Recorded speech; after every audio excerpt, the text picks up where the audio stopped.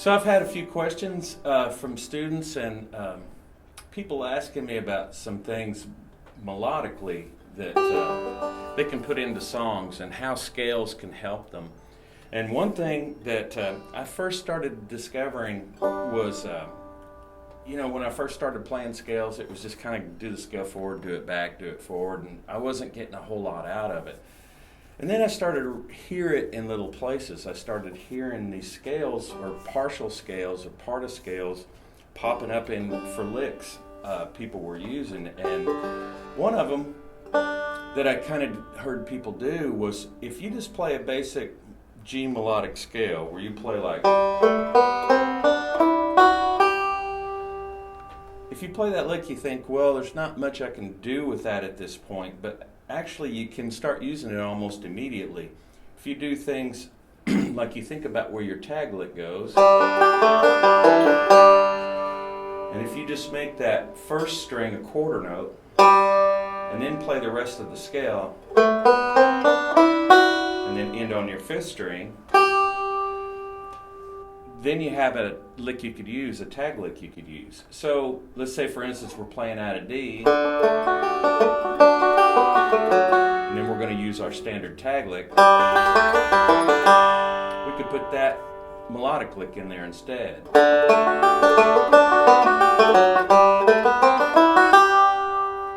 And it kind of spices up your playing a little bit. A lot of people like to put melodic runs in with Scruggs style or your standard 3-finger style playing. And another example that I used was a C lick. For instance, like John Hardy, if you were playing John Hardy, we all know the melody is essentially something like this. It's just...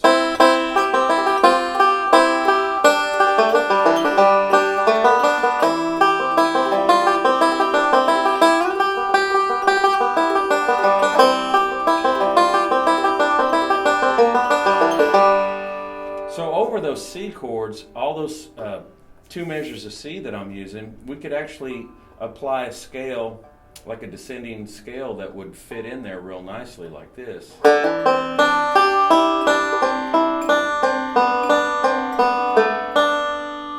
we could tag it. Or we could use the tag lick we were just talking, the G scale as a tag lick.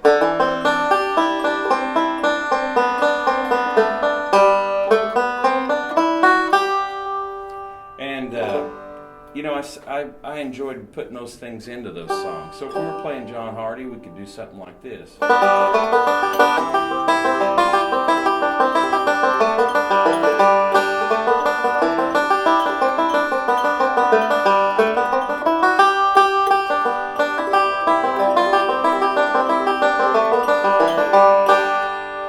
And not only a song like that, but anything that has 2 measures of C, you might find you'd like to use that melodic lick. So we could do, say we were doing Will the Circle Be Unbroken.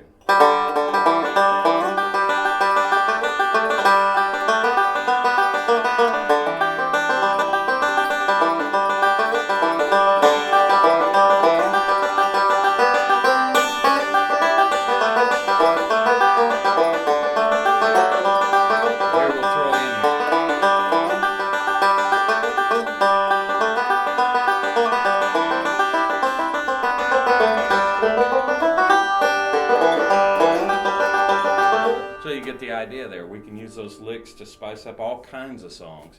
You just learn the lick real well, and then you start to put it in wherever you feel like it would sound good. Just use your own judgment on what you like.